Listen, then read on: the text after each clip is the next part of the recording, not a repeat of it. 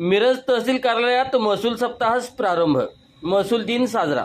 दिनांक 1 ते 7 ऑगस्ट कालावधीत तहसीलमार्फत विविध लोकाभिमुख उपक्रम आयोजित।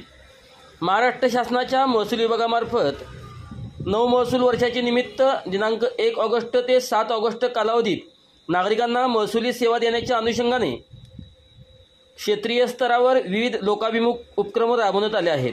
आज 1 ऑगस्ट रोजी महसूल दिन साजरा करून व महसूल सप्ताह शुभारंभ कार्यक्रम अंतर्गत महसूल संवर्गातील उत्कृष्ट अधिकारी आणि कर्मचाऱ्यांना पुरस्कार वितरण करण्यात आले व लाभार्थ्यांना विविध प्रमाणपत्र वितरण मिरज तहसीलमध्ये करण्यात आले।